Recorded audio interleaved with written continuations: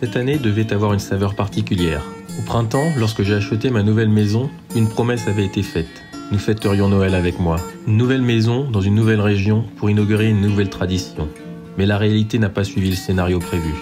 Mon frère et sa famille vont bien faire le voyage jusqu'ici en Bretagne, mais ce n'est pas dans ma maison que nous allons célébrer. Les travaux, une fois de plus, ont pris du retard. Alors Noël se déroulera dans un gîte voisin. Une parenthèse imprévue, témoin de cette aventure pleine d'ajustements. Une étape de plus sur le chemin de cette maison qui un jour deviendra un foyer et laissera plus de place dans mon esprit à mes projets. Bon, les travaux sont loin d'être finis. Il y a quand même de quoi se réjouir. Allez voir ces pièces-là. Oh, ça. Les portes ont du mal à s'ouvrir. Et voilà. Il y a un sol sur tout l'étage maintenant. Je peux marcher au premier étage de chez moi. À un moment, il faut trancher. J'ai décidé que ces travaux ne dicteraient plus ma vie. Pendant des mois, j'ai tout donné pour les faire avancer. Je me suis mis la pression pour qu'ils soient terminés avant Noël. Aujourd'hui, c'est pas le cas. Et il est temps de tourner la page. De reprendre les rênes et de me recentrer. 2025 approche vite. Et avec elle, mes rêves, mes défis et ce record à vélo. J'ai déjà laissé filer trop de temps. Maintenant, chaque minute compte. J'ai appris à composer avec l'inconfort. Vivre dans une maison où le thermomètre oscille entre 5 et 10 degrés est devenu ma normalité.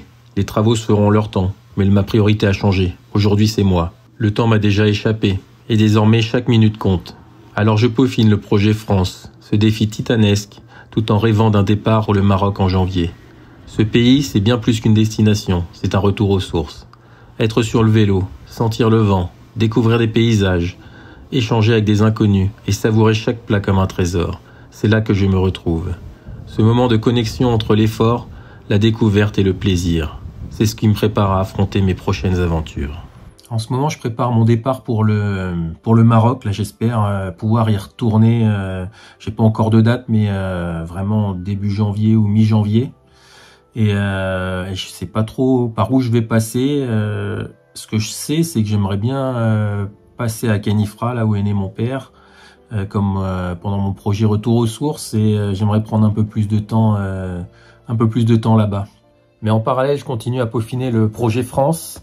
Mais j'ai perdu tellement de temps que j'ai plus vraiment d'espoir de réussir à trouver du financement. Donc je me pose beaucoup de questions en ce moment. Je vais devoir réinventer ce que j'avais imaginé. Et je me pose la question aujourd'hui si je vais pas devoir partir, plutôt le faire comme le record sur la carte du monde et surtout bivouaquer.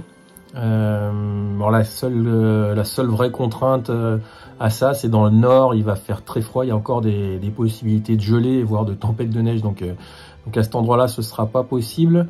Mais surtout, si je dors en dur, en hôtel, il y aura des opportunités tous les soirs pour recharger le matériel, pour faire les images. Donc c'est quelque chose qu'il faut que je réfléchisse en début d'année prochaine. Et voilà, il y a encore beaucoup de choses j'allais dire à travailler, mais c'est à retravailler parce que les plans ont changé au niveau organisation et logistique sur ce projet.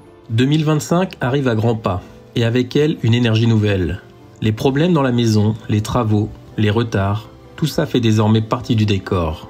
Mais ce n'est plus l'essentiel. Ce qui compte, c'est de continuer à avancer, un coup de pédale après l'autre, pour transformer ce rêve immense en réalité. Je le sais, dès le début de l'année, les défis de taille m'attendent. Mais loin de m'effrayer, ils m'inspirent. Ils me poussent à aller plus loin, à me dépasser. Alors en cette fin d'année, je tiens à vous remercier pour votre soutien et vos encouragements. Je vous souhaite une belle fin d'année et on se retrouve en 2025, prêt à écrire la suite de cette incroyable aventure.